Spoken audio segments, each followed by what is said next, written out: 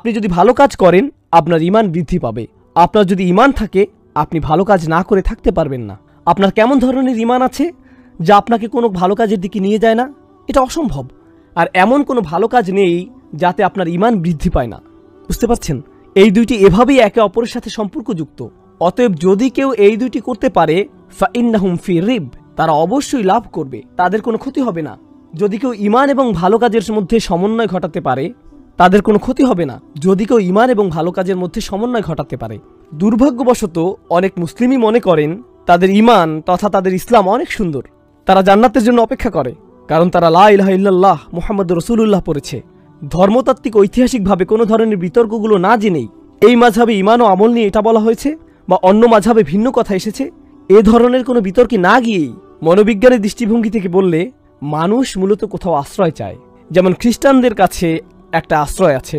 আমি ইতোমধ্যে ঈশ্বরের নাম নিয়েছি, আমি এটা উচ্চারণ করেছি, আমি বলেছি যে যিশুকে ভালোবাসি, এখন আমি যা ইচ্ছা তাই করব, হয়তো মাদক ব্যবসা করব, এতে আর কোনো সমস্যা নেই, আমি বেঁচে যাব। আমাদের মুসলিম সমাজেও এই একই মানসিকতা রয়েছে। যখন কেউ বলে আমি একজন মুসলিম, হ্যাঁ আমি হয়তো কিছু ভুল কাজ করি, আমি হয়তো অনেক হারাম কাজ করি, কিন্তু ভাই আমার তো টিকিট কাটা হয়েই গেছে।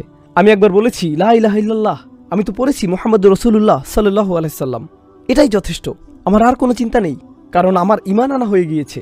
এই সূরায় আমরা স্পষ্ট দেখতে পাচ্ছি ইল্লাল্লাযীনা আমানু যথেষ্ট নয়, ওয়া আমিলুস সলিহাত ওয়া তাওয়াসাউ বিল হক ওয়া তাওয়াসাউ বিস সবর। যখন আপনি পুরো 4টি কাজ করবেন তখনই আপনি মুক্ত হবেন, তার আগ পর্যন্ত আপনি মুক্ত নন।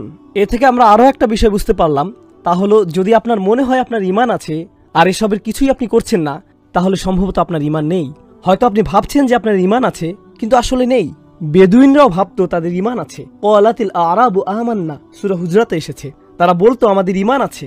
আল্লাহ বলেন কুল্লাম তুমিনু, না তোমাদের এখনো ঈমান নেই, ওয়ালাকিন কুলু আসলামনা, তোমাদের কেবলমাত্র ইসলাম আছে। ওয়ালাম্মা ইয়াদখুলুল ঈমানু ফি কুলুবিকুম, ঈমান এখনো তোমাদের হৃদয়ে প্রবেশ করেনি। এর প্রমাণ কি? ওয়া ইন তুতিউল্লাহ ওয়া রাসূলাহু, যদি তোমরা আল্লাহ ও তার রাসূলের আনুগত্য করো। এখানে কি কাজের কথা বলা হয়নি? আল্লাহ বলছেন তোমাদের ঈমান নেই, তোমাদের শুধু ইসলাম আছে, ঈমান এখনো তোমাদের হৃদয়ে ঢোকেনি। একে ঢোকানোর জন্য তোমাদের কি করা উচিত? আল্লাহ ও তার রাসূলের আনুগত্য করো, কাজ করো, তোমাদের কোনো কাজই বৃথা যাবে না। সুবহানাল্লাহ। এটাই হলো এই দুইটি বিষয়ের সম্পর্ক। আর কিছু নোট বাকি আছে, আগামী 5 মিনিটের মধ্যে ইনশাআল্লাহ আমরা এটা শেষ করব। আমি দ্রুত এটা শেষ করব। জামাখশারি তাওয়াসাউ বিল হক এর উপর মন্তব্য করেছেন। হক বলতে তিনি বলছেন এর সাথে তাওহীদ যুক্ত, এর সাথে আল্লাহ ও তার রাসূলের আনুগত্য যুক্ত, দুনিয়াবী জীবনের প্রতি উপেক্ষা এবং আখিরাতমুখী জীবন এর সাথে যুক্ত। শাওকানি তাওয়াসাউ বিল হক নিয়ে বলেছেন ওয়াসা বাদুহুম বাদাম বিল হক আল্লাযী ইয়াহাক্কুল কিয়াম বিহি, তারা একে অপরকে সত্যের পথে ডাকে, উপদেশ দেয়, সত্যের উপর তারা মিলিত হয় যাতে সত্য প্রতিষ্ঠিত হতে পারে। অর্থাৎ তারা একে অপরকে সত্যের উপদেশ দেয় যাতে তা বাস্তবায়ন করা যায়। কাতাদা বলেন বিল হক আই বিল কুরআন, অসাধারণ। কাতাদা রাহিমাহুল্লাহ বলেন যখন তারা একে অপরকে সবচেয়ে সুন্দর পরামর্শ দেয় যা হলো সত্য, তিনি বলেন এখানে সত্য বলতে কোরআনকে বোঝানো হয়েছে। তারা একে অপরকে ভালোবাসা, সহমর্মিতা এবং অন্যের প্রতি উদ্বেগের সাথে কোরআনের আয়াত স্মরণ করিয়ে দেয়। তাহলে আমরা একে অপরকে আল্লাহর আয়াত স্মরণ করিয়ে দেব। আল্লাহ তাআলা আমাদের সবাইকে এমন হওয়ার তৌফিক দিন। তাহলে আই বিল কুরআন ওয়া কিলা বিত তাওহীদ, এখানে বলা হচ্ছে তারা একে অপরকে তাওহীদের মাধ্যমে স্মরণ করে। বেশিরভাগ মানুষ একে প্রথম অর্থে নিয়েছেন, অর্থাৎ যে কোনো সত্য, যে কোনো ভালো কাজ যা বাঁচার জন্য প্রতিষ্ঠিত হওয়া প্রয়োজন। ইবনে কাসির রাহিমাহুল্লাহ বলেন আল্লাযীনা আমানু বিকুলুবিহিম, যারা সত্যিকার অর্থেই অন্তর থেকে বিশ্বাস করে, ও আমিলুস সলিহাতি বিজাওয়ারিহিম, আর তারা তাদের প্রতিটি অঙ্গ দিয়ে ভালো কাজ করে। অর্থাৎ যখন তারা অন্তরকে সমর্পণ করলো, তাদের পুরো শরীরও ভালো কাজের প্রতি সমর্পণ করলো। ওয়াতাওয়াসাউ বিল হক ওয়া হুয়া আদাত তাআত, এবং তারা একে অপরের সাথে সত্যের উপর মিলিত হয় এবং সকল আনুগত্যের কাজ করে। ওয়াতারকুল মুহাররামাত, এবং যে সকল হারাম কাজ আছে তা থেকে দূরে থাকে। ওয়াতাওয়াসাউ বিস সবর আই আলাল মাসাইল ওয়াল আকবার, তারা একে অপরকে কঠিন সাধনার পরামর্শ দেয়।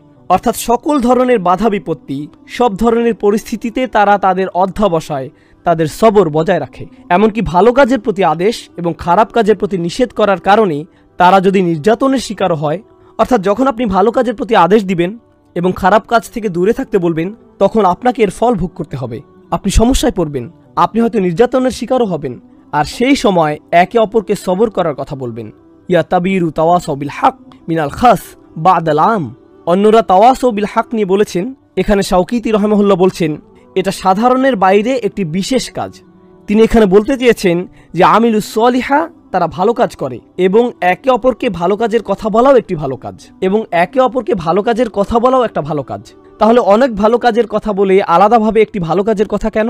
এটা হলো আল খাস বাদাল আম, এটা হলো একটি বিশেষ ভালো কাজ যা সাধারণের বাইরে আলাদাভাবে বলা হয়েছে, তাই এটি বিশেষ গুরুত্বপূর্ণ বা একে হয়তো সহজেই ভুলে যাওয়া যায়।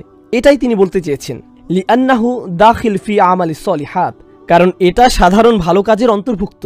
জামাখশারি তাওয়াসৌ বিস সবর নিয়ে বলেছেন, আল্লাহ তার বান্দাকে যা দিয়ে পরীক্ষা করেন তার প্রতি সবর করা এবং খারাপ কাজের প্রলোভনে না পড়া। অন্যভাবে বললে, বিশ্বাসীকে বিভিন্ন সময় প্রলোভনে ফেলা হবে, তাকে বিভিন্ন আকর্ষণীয় বস্তুর সম্মুখীন হতে হবে, সে লোভে পড়তে পারে, কামনা তাকে পেয়ে বসতে পারে, সেই সময় তাকে সবর করতে হবে, সেসবের প্রলোভনে পড়া যাবে না। আল্লাহ আমাদেরকে তার অবাধ্য হওয়া থেকে রক্ষা করুন।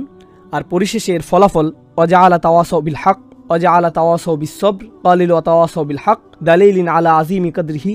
আল্লাহ সবরকে শেষে এনেছেন আর হককে আগে এনেছেন, যেন সত্যের কাছে সমর্পিত হওয়া যায়, কারণ এটা বেশি শক্তিশালী এবং গুরুত্বপূর্ণ। শাওকিতি রাহিমাহুল্লাহ এই আয়াতের ব্যাপারে বলছেন, সবরিন হলো তারাই যারা পরিস্থিতি যেমনই হোক না কেন ধৈর্যের প্রয়োজন হলে তারা তা বাস্তবায়ন করে। অপরকে ধৈর্য ধরতে বলা এক জিনিস, আর যখন ধৈর্য ধরার প্রয়োজন হয় তখন ধৈর্য ধরা ভিন্ন জিনিস। আমরা ধৈর্য হারিয়ে ফেলি। তখন কেউ যদি বলে, ভাই তোমার একটু ধৈর্য ধরা দরকার, না না না, এখন ধৈর্য ধরার সময় নয়, আমি জানি আমার ধৈর্য ধরা উচিত, কিন্তু তুমি বুঝতে পারছো না, এখন পরিস্থিতি ভিন্ন। বুঝতে পারছেন? যখনই আপনার ধৈর্য ধরার দরকার হয়, যখনই আপনার ধৈর্য ধরার প্রয়োজন হয়, তখনই আপনি বলেন এটা একটা বিশেষ পরিস্থিতি, তাই না? এই লোকের আসলে সবর নেই।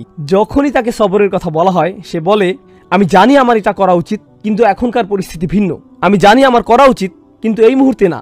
এটা খুবই ভালো পরামর্শ, আমি জানি এটা কোরআনে আছে, আমার জন্য না, অন্তত এখন না, কিন্তু এই স্বভাবটি আমাদের বাদ দিতে হবে। এই বইয়ে যত উপদেশ আছে তা আমার জন্যই, এখনই। এমন কোনো সময় নেই যখন এটা কাজে লাগবে না। আর যখন আপনি এরকম বাছাই করা শুরু করেন, এটা তখন আপনার কাছে মূল্যহীন হয়ে যায়। এই উপদেশের কোনো দাম নেই। যখন আপনার এটা বেশি দরকার তখনই আপনি এটা বাদ দেন। যখন আপনাকে সবর করতে বলা হয়, যখন আপনার এটা দরকার, যখন আপনার রাগ লাগে আপনি ক্ষেপে যান, যখন আপনি আল্লাহর অবাধ্য হন তখনই তো এর প্রয়োজন।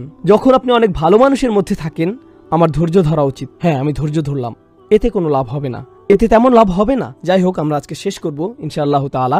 সামনের সেশনে আমরা আরো ভালোভাবে দেখব কোরআনে এই চারটি বিষয় কিভাবে একটি অপরটির সাথে যুক্ত।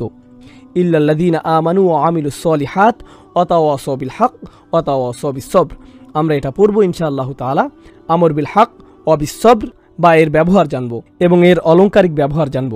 বারাকাল্লাহু লি ওয়া লাকুম ফিল কুরআনিল হাকিম ওয়া নাফা'নি ওয়া ইয়্যাকুম বিল আয়াতি ওয়া যিকরিল হাকিম। আসসালামু আলাইকুম ওয়া রাহমাতুল্লাহি ওয়া বারাকাতুহু।